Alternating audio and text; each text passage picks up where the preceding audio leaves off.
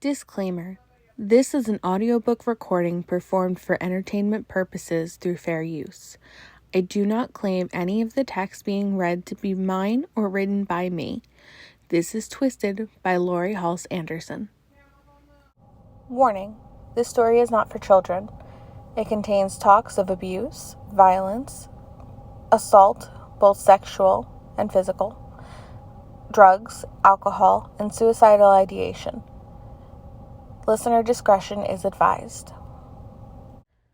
61. Yoda and his parents left for Kent State, Case Western, and OSU on Wednesday. Hannah and I rode the bus to school. She did not sit with me.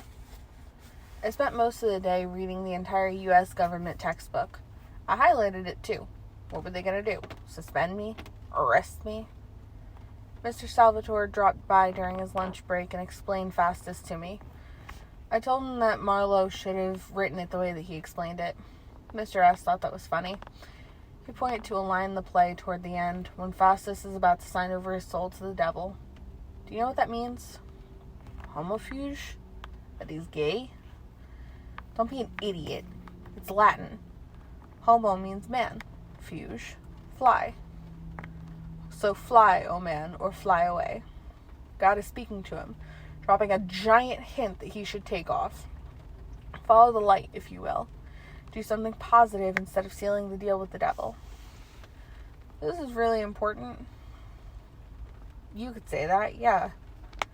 I made a quick note of the page number. Why did this guy write it in Latin? He's making the most important stuff the hardest to understand. But you won't forget it, will you? Huh? Because he's written it in Latin. Because it's different and hard, you'll remember it. A friend of mine in grad school had this tattooed on his arm. Said it kept him out of trouble. No offense, but you had some weird friends. It was grad school. What can I say? See if you can write that essay now. Someone put a donut on my table when I was in the John taking a leak. It was a peanut butter and jelly donut. Could have been either Joe or Toothless. Dobie didn't share. I must have nodded off doing calculus, leaning against the wall, arms crossed over my chest, thin strand of drool on my chin. It was hot in there, no windows. I woke up when I heard the door open, a slow click-click of the handle turning, the catch releasing. I opened my eyes and wiped my chin. I froze. Bethany was standing on the outside of my door. She was wearing a pair of faded jeans, a light blue turtleneck, and a baggy gray Warriors hoodie. Her hair was down in a braid down her back. Her left arm was curled around a stack of books. Her purse was over her right shoulder. She didn't have on any makeup or earrings. She looked like she was 12. Imagine you're sitting in your living room watching ESPN. You look up and see a deer has wandered in. She's shaking. Her legs are like twigs and her eyes are so big you can see yourself in them. You're afraid that if you move or say anything, she'll panic and run through the sliding glass door. But if you don't move or say anything, she'll walk away again. I'm sorry, she whispers. I sit silent as a rock. She sighs. You're still mad at me. I don't blame you. I was a bitch. She wipes tears off her face. I hope someday you'll forgive me. I stand up, throw the chair aside, and walk toward her. She didn't say a word. She didn't even come in, just stayed in the hall with her hand on the doorknob. I almost said something, but the bell rang. Officer Adams showed up at 8 o'clock that night. We all assumed our position. Cop on the chair, me on the bench, parents on the couch. Dad sat directly across from me. Dad was sitting square under the Van Gogh print this time, directly across from me. He frowned, the crease on his forehead deepening into canyons. Adams asked the same questions, and I gave the same answers for 10 minutes. We were all confused when Mom left the room and came back holding her purse. It wasn't in the script. She whipped out another one of her lawyer's cards. This interview is over, she said. Call this number if you have any questions. Adams took the card. Let me walk you to the door, Mom said. After the cops left, Dad poured himself a scotch.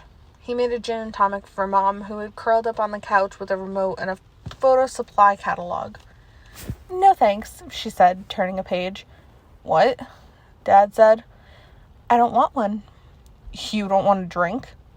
Actually, I do. She stood up and tossed me the remote before she walked into the kitchen.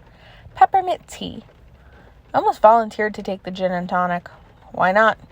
It was back where I started in May, squarely screwed up by the criminal justice system.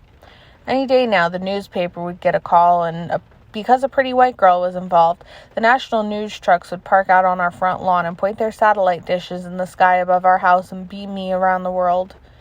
That called for at least 80 proof. Dad felt me staring at him. Don't you have homework to do? He asked. 62. The weird part was that my classes were getting easier now that I wasn't actually in them. My teachers were sending along assignments, notes, links to research websites, and worksheets. One thing that kept kicking my butt was English. It was hard enough to write a paper once. Mr. Salvatore wanted at least 3 drafts with correctly spelled words. It didn't matter how many times I reread the definitions, I could not figure out the difference between symbols, motifs, and themes. Apparently this was important. So important that Mr. S. wrote notes on my fastest essay that I should come in after school to go over it with him one more time. At first, I couldn't tell if he was serious. I mean, what if he was just going to bitch at me for an hour? But I was getting a little desperate for human contact, and I didn't think he hated me as much as some other people I could name, so I went. Motif, symbol, theme. Salvatore covered the board with definitions and gave me 1,000,000 of examples from our book. I didn't want to hurt his feelings. You could tell just by looking at him how into this stuff he was. And he took the time with me after school when he could have been at the gym or looking for the future Mrs. Salvatore. So props to him for that, but I didn't get it. He spent every minute of that hour trying to cram this stuff into the concrete block I called a head. It wasn't his fault that he didn't have a jackhammer. I put the pencil down when the late bus announcement started. I gotta go. Right, he said.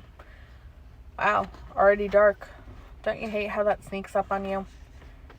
Yeah, they said it happens gradually, but I don't believe them. It's a conspiracy on the part of the meteorologists, he said. I don't think meteorologists are in charge of sunset. Well, whomever then.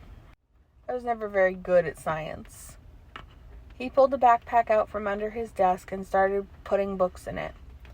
How are you doing, Tyler? I think I'm passing, I said. No, not that. The other stuff. Oh. I stacked my books. Okay, I guess. You don't have to lie. He set his backpack on the floor, perched on the edge of his desk. Some of us are convinced you didn't do it, you know. It's unfair that you're being treated this way. We wish that we could change that. Oh, well, thanks, I guess. I heard the police are looking at a number of suspects. Yeah, I stood up, but I don't see any of them living in suspension. Thanks, Mr. S. I gotta go. I'll be here tomorrow. Cool. Happy motif or whatever. He was chuckling as they closed the door. My freaking locker struck again. My jacket was in there and it was freezing outside, so I fought and I kicked it. By the time I got it open, grabbed the jacket and sprinted to the front door, the late buses were gone. Crap. It wasn't the walk that was long that would kill me. I just wasn't in the mood. A car started following me a couple blocks away from school. I tried to sneak a glance over my shoulder, but the glare from the streetlights made it impossible to see who was inside. They sped up and passed me. 4.5 blocks later, just before I turned the corner, I noticed the sound of car doors slamming, but I didn't really notice, if you know what I mean. The footsteps were fast and heavy.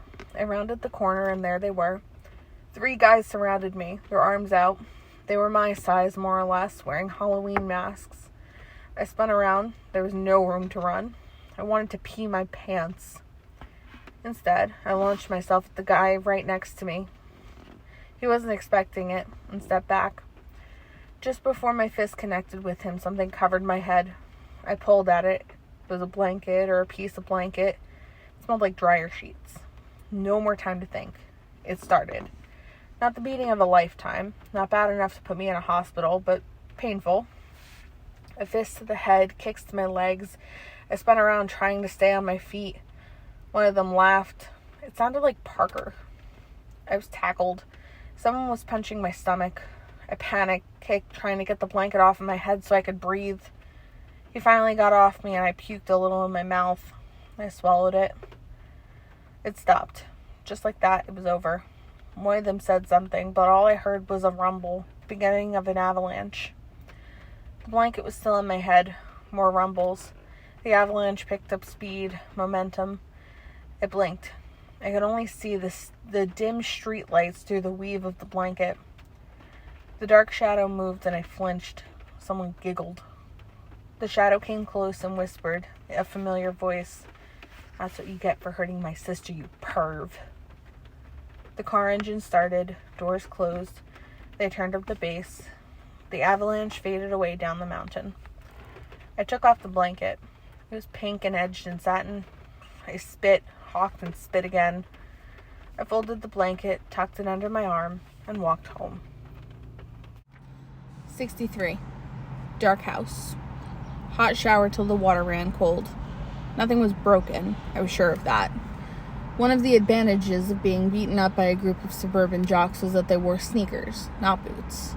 If they'd had boots on, I would be bleeding to death from the internal injuries.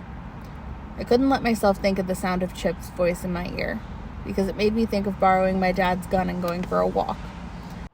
I took a couple swigs of NyQuil and a bunch of ibuprofen and slowly made my way to the kitchen. When my parents came in from their therapy session, I was sitting at the kitchen table watching my Lucky Charms dissolve into a bowl of milk. Mom swooped in. "Oh my God, what happened? Who did this? Oh my God, Bill, we have to get him to the hospital.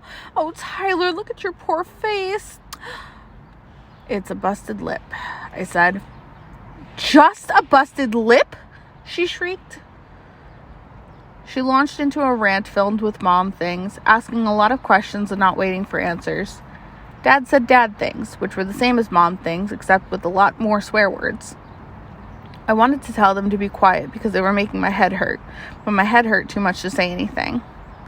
I have to admit, it felt good to have Mom fussing over me. She checked out the bruises, she studied my pupils, she called the doctor. She made me lie down on the couch in the family room. She covered me with an Afghan. She did it all.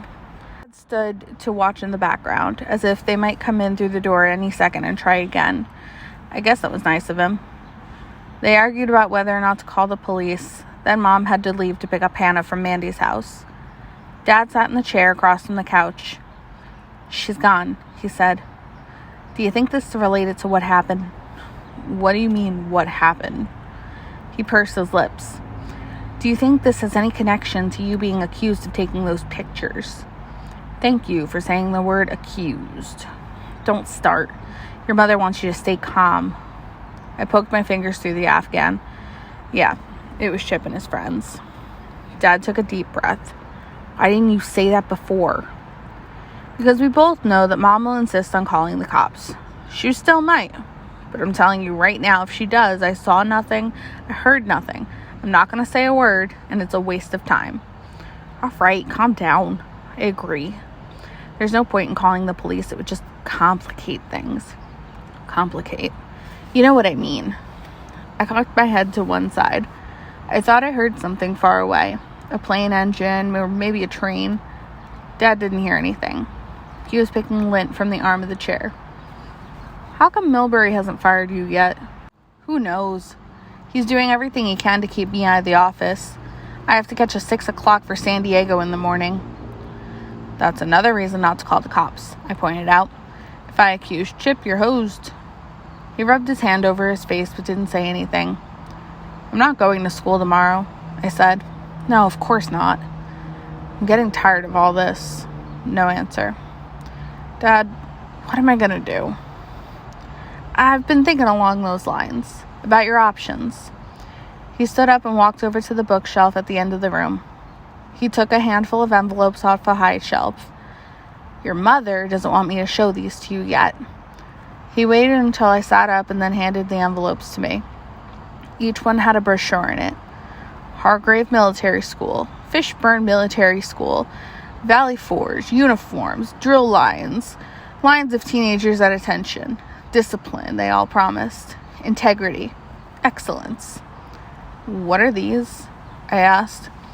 He cleared his throat. A boarding school. A military boarding school is a good decision. A fresh start. I've already spoken to their administrative directors and explained things. Things? What things exactly? He kept on like I hadn't said a word. They all said you could enroll in January. It's in your best interest to enter as a second semester junior. That'll increase your chances of getting into college tremendously. The noise grew closer. It was the avalanche, back to finish me off. Whatever life was clinging to the side of the mountain, it was there to end. Imagine a hurricane mating with a blizzard, then adding gravity to the mix, and seat yourself at the bottom of it, chained in place, watching it head down the mountainside straight at... You're sending me away. None of these schools are cheap, but it's a sacrifice we need to make. I stood up too fast and had to reach to the back of the couch to keep my balance. The Afghan fell to the floor. Dad stood his ground, feet planted shoulder width apart, jaw locked in precision. You're sending me away because I'm an embarrassment, I said. It's easier if I'm gone. You'll keep your job. You'll save on the food bill. He didn't say a word. Mom pulled in the driveway, her headlights raking through the unlit part of the house. We'll discuss this later, Dad said. I've already completed the applications. They'll be mailed off as soon as the police are willing to go on record saying you're not a suspect. The car door slammed outside. First Mom's, then Hannah's. I ripped the brochures with military precision into pieces that measured 2 centimeters by 3 centimeters. When Mom walked in, I handed them to her. The cage match, round 3200-415, started up shortly after I got into bed. Mom fired the opening salvo. For the love of God, Bill, you can't just leave him alone for like 1 second. We have to face the reality of this, Linda. We have to deal with it. We agreed to wait another week. As usual, you bullied your way. Hannah's feet thumped up the stairs and down the hall to her room. She didn't bother checking on me. I imagine she went straight to her computer. I know for sure she cranked up the music to drown out the noise downstairs. I kept my door open to listen. Why? For the same reason you slow down when you pass a horrific car crash. You want to see all the severed limbs and blood. I don't need a computer or a pathetic role-playing game. Hell could be found at 632 Copeland Drive. 64. When my eyes finally opened on Friday, it was past noon. I rolled onto my side and pushed myself into a sitting position. Sat there a while, then bit the bullet and stood up to check the damage in the mirror. I was bummed the bruises weren't more dramatic. The way I felt, I should have black and blue baseball-sized lumps everywhere. My bottom lip was swollen and split, crusted with dried blood, but it looked more like I had walked into a door than been jumped by 3 guys.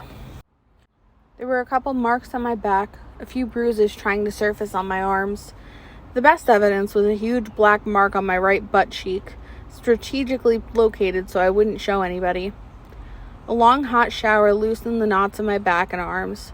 I wrapped a towel around my waist and wiped steam off the mirror so I could shave. I leaned closer to the glass. The guy in the mirror looked like somebody had wrapped his heart in barbed wire and pulled. I wasn't just a loser. I was lost. No compass lost. Don't speak the language lost. I have screwed everything up. No, that wasn't the right way to say it. You have screwed everything up. You have a 0.0 GPA in life. You're a useless fuck. A waste of carbon molecules. You are the spawn of a defective sperm and a reluctant egg. You don't deserve to live. You should die. I put the lid down and sat on the toilet. I'd never put it to myself quite that way before, but once I had, there was no way of avoiding it. I had been thinking this on and off for 4 years? No, 5. In 7th grade, I figured if I killed myself, everybody who treated me like dirt would feel awful. I used to picture them wearing black to my funeral, being forced by their parents to look into my grave and apologize for being such jerks. They were always crying. Sometimes I'd make them throw themselves on top of the coffin and beg me for another chance. But in 7th grade, in 8th, 9th, there had always been some hope. The ignorant feeling that things might be better the next day. This is not the worst thing ever, I'd say to myself. You can't do it unless it's the worst thing ever. From the toilet, I can only see the top half of my face in the mirror. A guy can only hate himself so much. Can only get sucker punched a couple million times before he finally catches the hint that maybe the world didn't want him around. Why bother trying? What was the point? So I could go to some suck-ass college, get a diploma, march into a job that I hated, marry a pretty girl who'd want to divorce me. But then she wouldn't because we'd have kids. So instead, she'd become the angry woman at the other end of the kitchen table. And the kids would grow up watching this until one day, I'd look at my son and he'd look just like that face in the bathroom mirror. If that was life, then it was twisted. There was only one problem. How? What would achieve the goal of A, a quick death, B, a painless death, and C, a neat death? Call me weird, but I couldn't check out knowing that I was leaving something nasty for somebody else to clean up. The gun was the obvious choice. 9mm Beretta pistol in my father's bottom drawer, wrapped in a moth-eaten red sweater that belonged to Grandpa Miller. We weren't supposed to know it was there. We weren't supposed to know about the ammunition either. We certainly weren't supposed to know how to load the gun and aim it. I had done it so often I could do it in the dark. Quick? Oh yeah. Painless? Doubtful. But with the right aim, the pain would only last for a nanosecond. Neat? Hardly. In fact, a gun would make the biggest mess of all. I could drink myself to death. The tools were downstairs in the liquor cabinet. Not quick. I didn't know about painless. If I started puking before my ticket was punched, it would be disgusting. But it also presented a very not cool possibility. I might get drunk enough to puke, then drown in my own vomit. Not an option. I'd have to think about this for a while. Killing myself was the only thing I couldn't afford to screw up. I went to my room and put on a pair of jeans and an old sweatshirt. Pulling the sweatshirt on took a long time. I was hurt more than I realized. The bruises were deep, and they would take their own sweet time surfacing. I made myself a plate of eggs, bacon, and toast with butter and raspberry jam, and ate while channel surfing. The only thing on was commercials. Buy our razor and be a man. Buy our pit stick and be a man. Spray this junk down your shorts and girls will crawl all over you. Get a second mortgage. Buy a second car. Buy our razors. I chewed through the last bite of my bacon and licked the yellow strands of yolk off the plate. I chugged my juice and wiped my mouth on my sleeve, and then it hit me. I knew how and where and when. I knew the perfect place. 65. 8:30 p.m. Mom and Hannah at the mall. Dad? California or something. Not at home. That's what mattered. I was walking, me and my feet in a winter jacket, knit cap, and spare set of keys to the doors of Washington High School, home of the Warriors. It was so cold I pulled my arms out of my sleeves and my jacket and shoved my frozen fingers up in my armpits. The empty sleeves bounced like they were balloons. I reeked. I was sweating that sharp kind of sweat, the kind that doesn't wash out. When the coroner dissects my body, she'd notice how bad my fingers smelled, and she'd write about it in her autopsy report. Embarrassing, yeah, but not enough to make me put my hands back into the frozen night air again. School was open late because of basketball practice and volleyball practice, and plus the stage crew was working on sets and there were lights on and half a dozen windows. Those teachers who were crazy enough to dedicate themselves to working at 9 o'clock on a Friday night. I was willing to bet that Mr. Salvatore was one of them. I should have brought a note, something to slip in his mailbox. Even when he was yelling at me, I could tell it was because he wanted me to do better, or at least learn how to spell.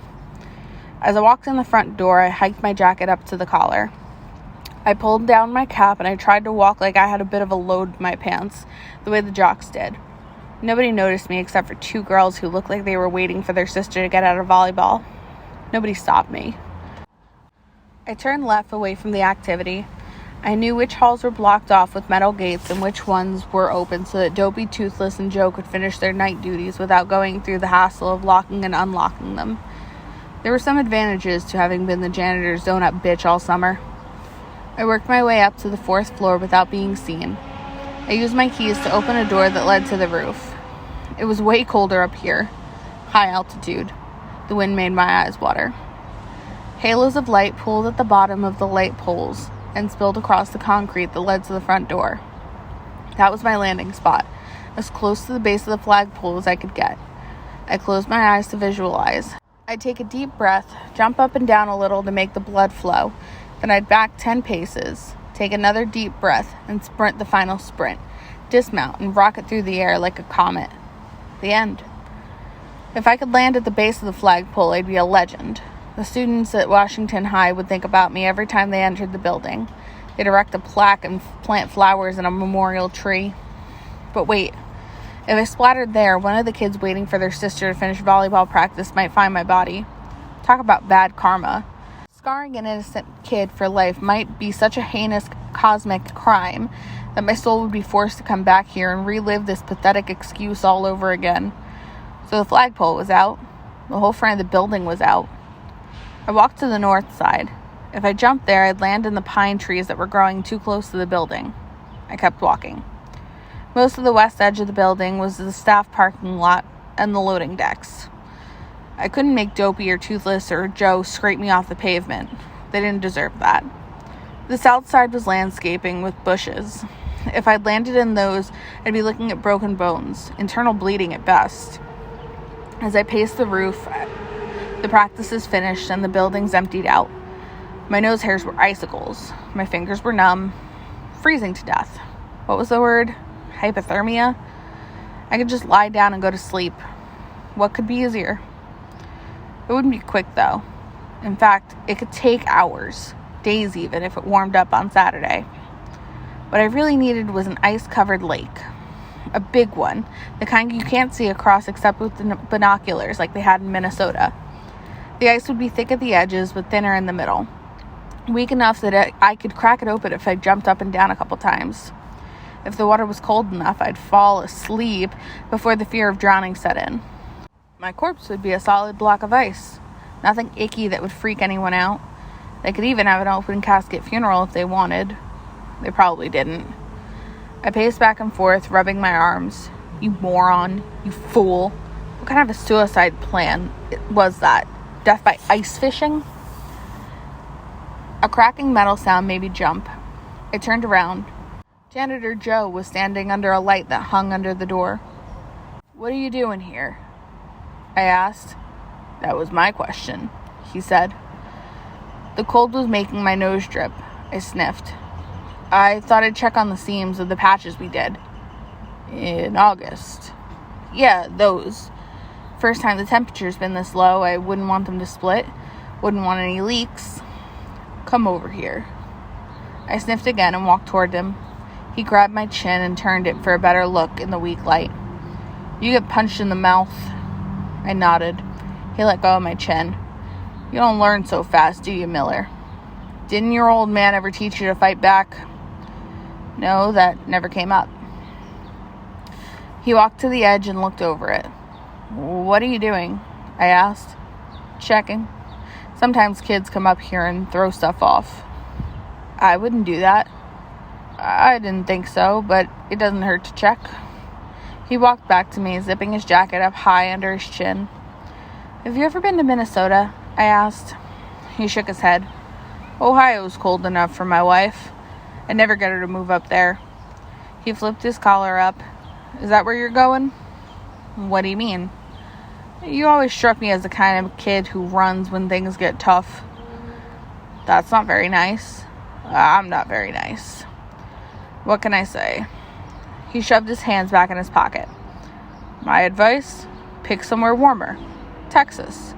My wife would like Texas." The parking lot below us filled with the echoes of friends calling to each other, car doors slamming, engines roaring to life. Somebody peeled out. I wiped my nose on my sleeve. If I don't go to jail, my dad is sending me to military school. He hawked and spit in the dark. "No offense, Miller, but your dad's a grade A asshole." "And no offense again, but so what? You gonna spend the rest of your life whining because your dad's a jerk? I hate people like that. Don't be a baby. Live your own life." He opened up the door of the stairwell and waved me in. Time to go. My wife gets nervous if I'm late. I headed down the stairs and he locked the door. "How did you get up here anyway? You have a key?" "No," I lied. The door was open. 66. I watched the headlights skate across my ceiling as I turned 18. Happy birthday, Tyler John. It was magic. One minute I was a kid, then poof, next minute I'm an adult.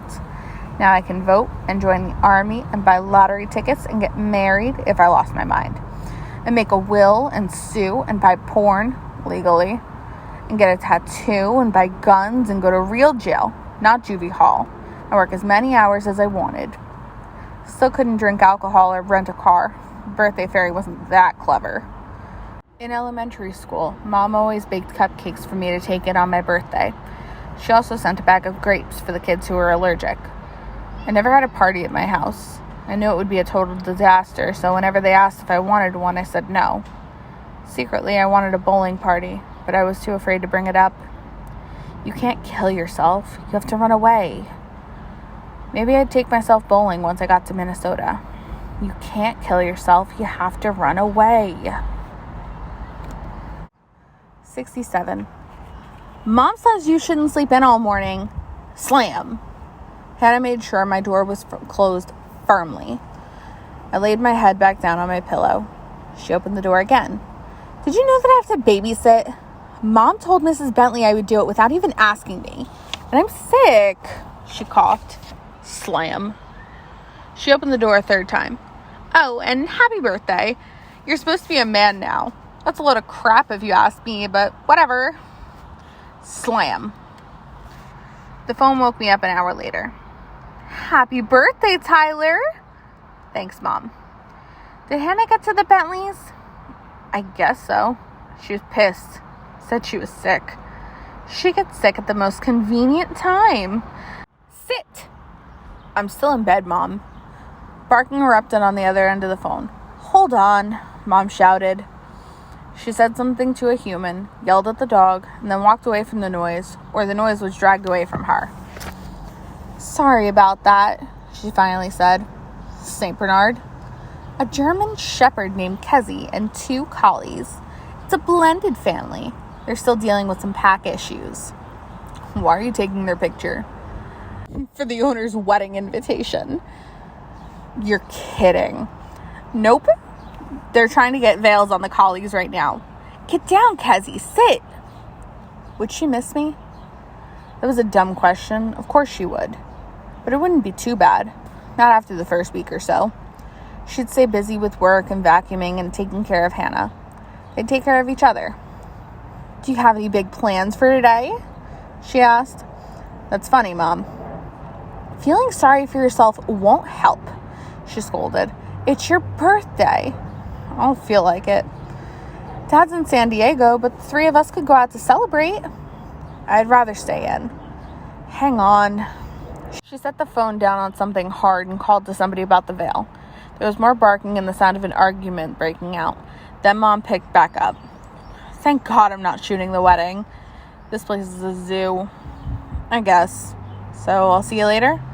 Wait, Tyler? Yeah? Don't forget to bring the trash cans to the curb. My mother would be fine after I left. She'd pack up my room into brown boxes. She'd fold the flaps down, secure them with duct tape, and put the boxes in the basement. After a couple years, she'd forget where she put them. A couple years after that, she'd forget she even had boxes in the first place. 68. Dear family. Dear Mom and Dad. Dear Mom and Hannah. Ugh. Hey, this is hard to write, harder to say, so I'm writing. Tell people I joined the army. No. Since the idea started with a frozen lake, it should be the Navy. That's what Mr. S would call a motif. A nautical motif.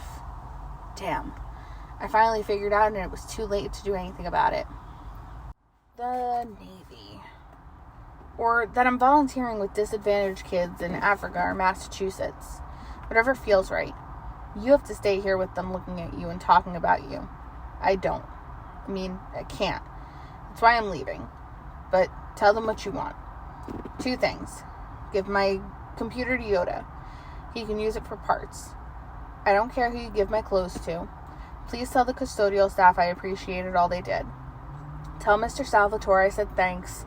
And tell Chip, no, cross that last bit out. Blame my DNA. A bad genetic twist. It's not your fault, not really. Don't look for me. I'm not coming back. I wasn't sure how to end it. Your son, truly, love, sincerely, see ya. Nothing fit. The whole letter sucked. Pathetic words that didn't come close to what I was trying to say. Plus, I knew Massachusetts was spelled wrong, but I couldn't figure out how to fix it. My computer was still in custody, and I didn't have the password to Hannah's, which meant I had to look it up the old-fashioned way. Why bother? What if the letter became public?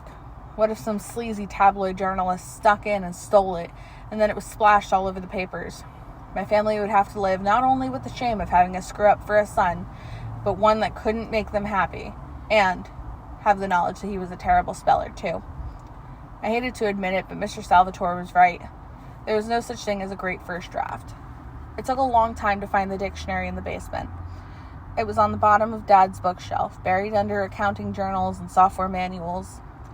Hannah was standing in my room when I opened the door, trying to hold the note in her hand. Hi? Why are you home? I asked. She took the paper. Are you serious? You're running away? You weren't supposed to see that. Where are you going? A horn beeped from the driveway. Who's that? I asked. Ugh! Hannah muttered as she went to the window and waved. Mrs. Bentley. She offered me triple overtime to stay for the rest of the day. I just came to get my bio book. Didn't know you were going to ruin my life. Leave me alone. I tried to grab the note, but she kept it out of reach. Leave you alone? Don't scream, Hannah. Leave you alone? Her voice pitched up a higher octave on the last word. The windows vibrated dangerously. Are you nuts? No, don't answer that. You don't get it. Oh, that's right. She sat on my bed. I don't get it, because I don't live here, and I don't have the same parents as you, or go to the same school. I'm not even going out with your best friend. I don't know anything about you. I handed her a tissue from the box on my desk, but she wiped her nose and eyes on my pillow. You don't, I said. Shut up. You don't know anything. Please don't yell. Don't yell? Why not? I yelled. You're scaring me. Hannah sniffed and swallowed more tears. How is running away going to help anything? I sat in my chair. If they don't arrest me, Dad's sending me to military school. How's that for options? Mrs. Bentley laid on her horn again. Hannah threw the pillow, stalked across the room, and opened the window. Hang on! She screamed before slamming the window shut again.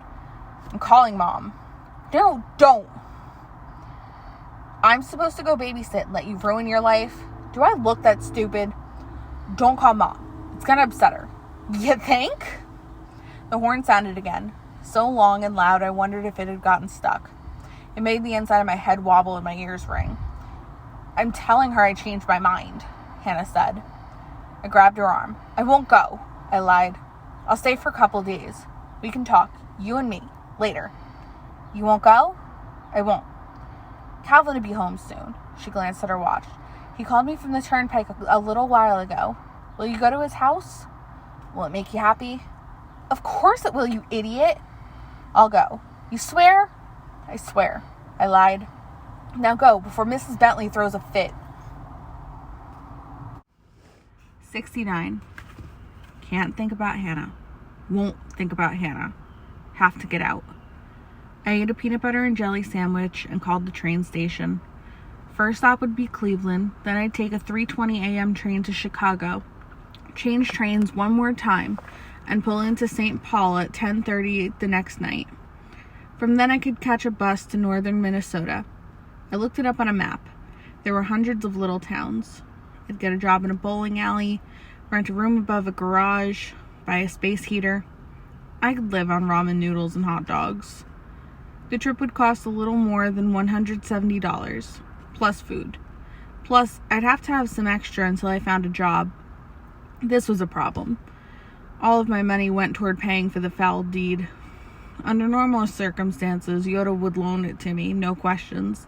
But Hannah was probably blabbing to him this very second, so that wouldn't work. I had to get out of here ASAP. If I waited, I'd be stuck. Every day would be death by 1,000 paper cuts. They would close up overnight and bleed fresh the next morning. Didn't matter if they arrested me. Didn't matter where Dad sent me. If I didn't get out, I was doomed. I ate another sandwich. Where could I get the money? Dad! Before I went up to his room, I double-checked the entire house. I couldn't shake the feeling he was hiding somewhere, watching me. I went through the basement and the first floor, then climbed the stairs, walked the length of the hallway, and slowly opened the door to his room, the master bedroom. Dad? Bed, dresser drawers, 2 doors, closet and bathroom. It smelled like aftershave and dust. His bed was made and the curtains were closed tight. I walked to the bathroom.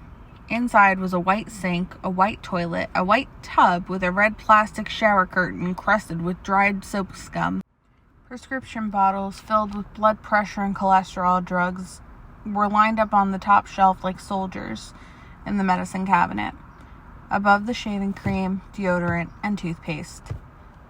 One time I stood next to him in front of this very sink as he lathered his face until it looked like a Santa beard. Before he shaved, he lathered my face too and gave me an old toothbrush to use as my razor.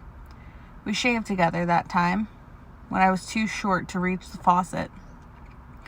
I closed the door of the medicine cabinet a little hard. The shelves inside screeched and fell down. A wooden box with unused cufflinks sat on the top of Dad's dresser, behind a bottle of aftershave, and next to the large box of Kleenex. A business card from the law office of Hewson, Hegelman, and Keene lay in front of the aftershave. Damn lawyers were popping up everywhere. I stuck the card in my back pocket. I found my driver's license in the cufflink box. Snagged that. I tore through his dressers looking for money and whatever else was hidden beneath the briefs and long, limp socks. He had lots of socks.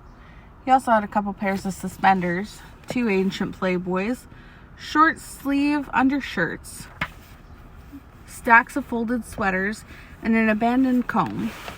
No cash. I did not go in the bottom drawer. I knew what was in there. Given that my mind was fractured into a million pieces, I wasn't going to tempt myself. Go on. Get the money and run. His closet was filled with clean starched shirts bound together in groups of 3 with twist ties and hermetically sealed in dryer bags. His suits, 10 shades of black, were also in dry clean bags. I threw them on the bed to make more room in the closet. A couple slithered to the floor with plastic hisses. He used to keep a stack of Clancy novels in here, but they were gone.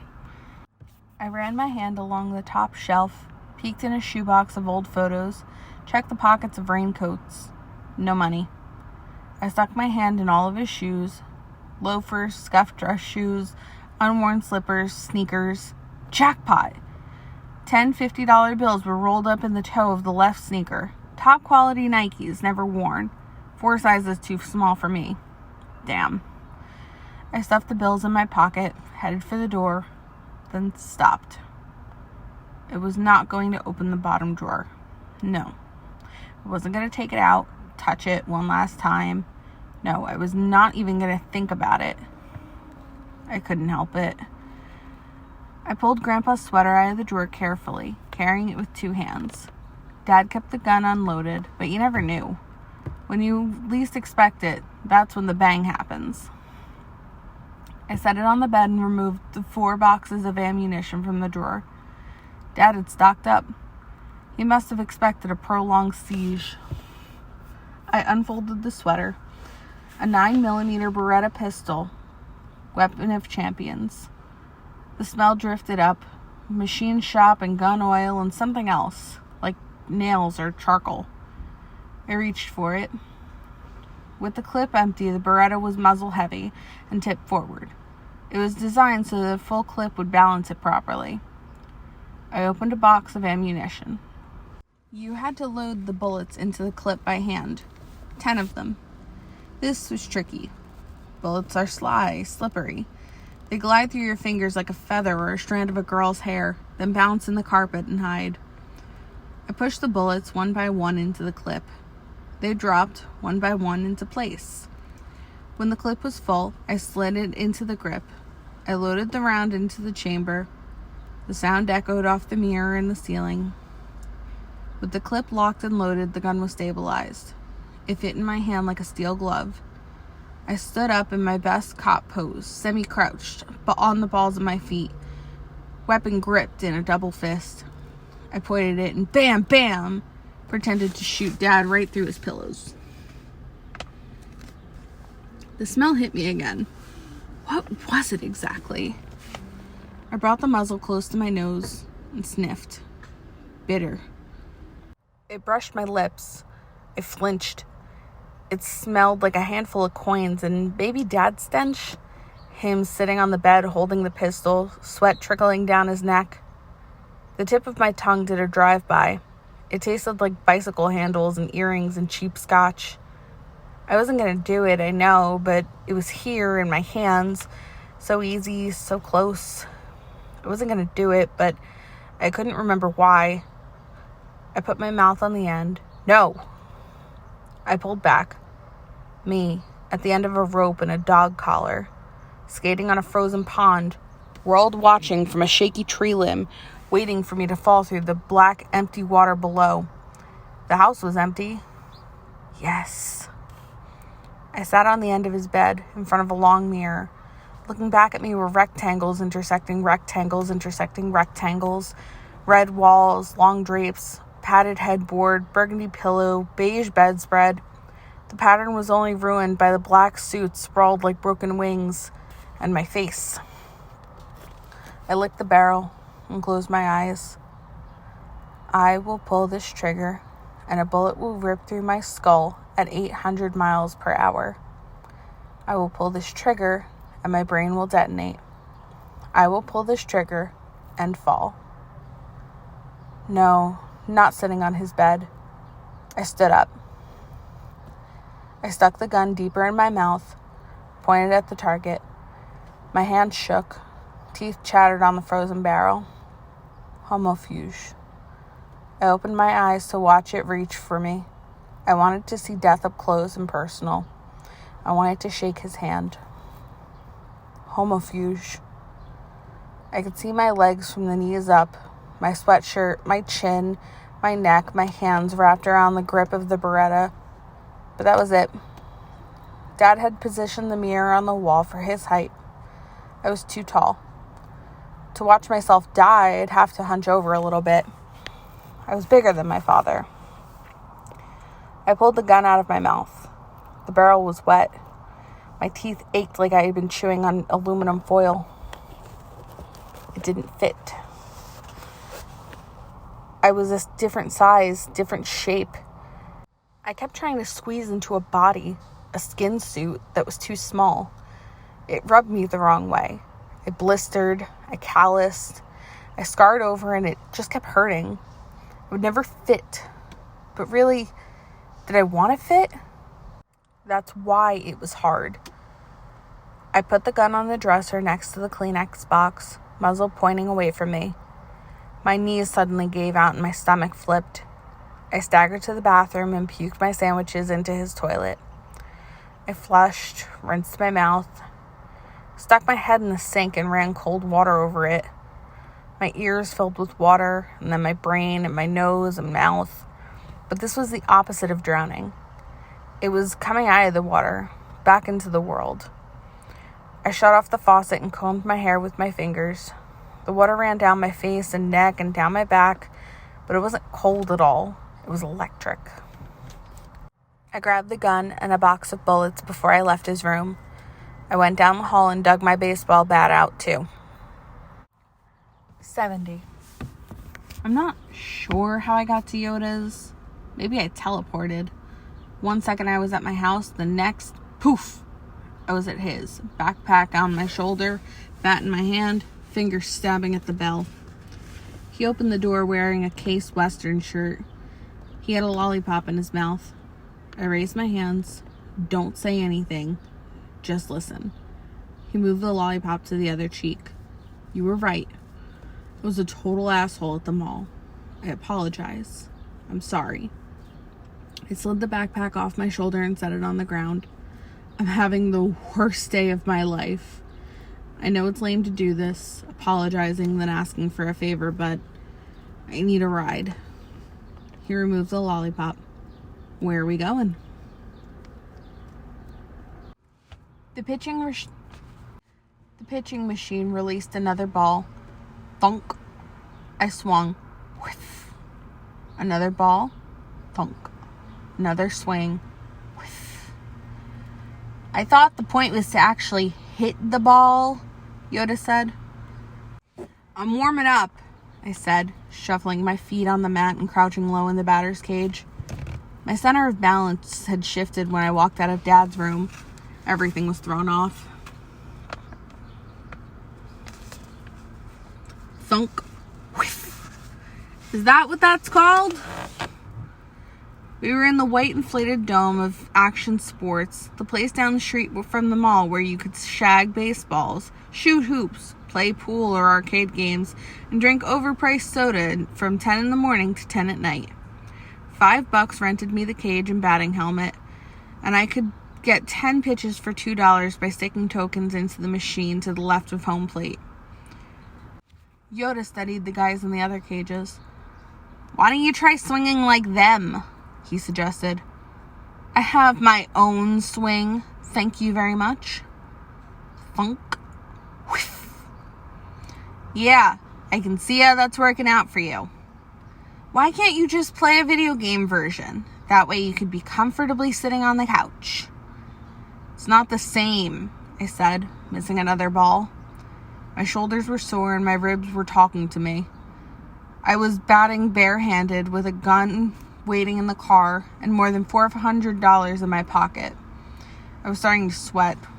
Plus my gut ached from puking and my head was spinning.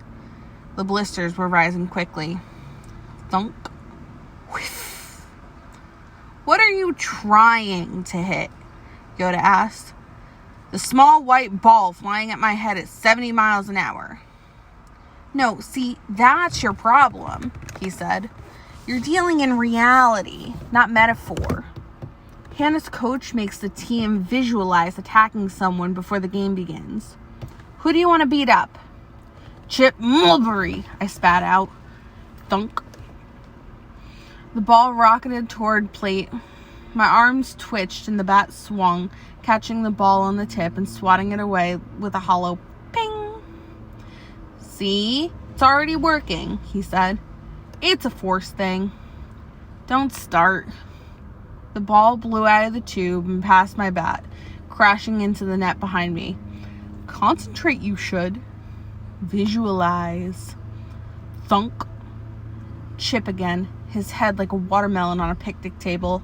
My bat swinging through it, pink juice and black seeds exploding. Thwack. Good hit, Yoda said. Thunk. Bethany. I couldn't hit her, not with a bat, but I could tell her off. Walk up to her at tennis practice or at her locker and say, sorry there, Beth, but you lost big time. You could have had a boyfriend who you always wanted, a good guy, and you blew it. Thwack.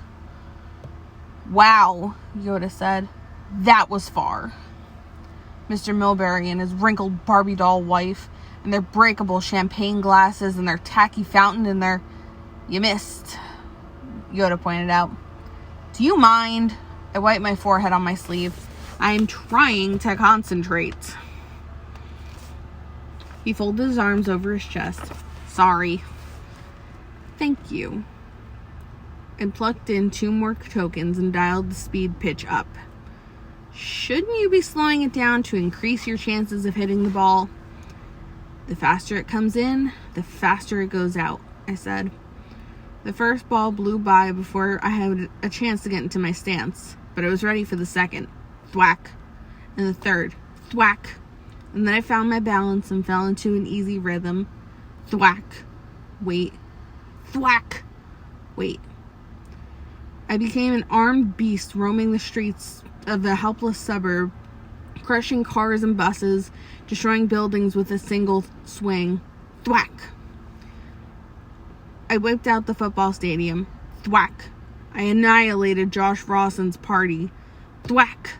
I destroyed every jerk who had ever looked at me sideways, and thwack the courthouse, thwack the judge and my P.O., and thwack my father, thwack, thwack, thwack, every bone in his body snapping like kindling wood. The ball stopped coming. Yodel looked up at me. You done yet?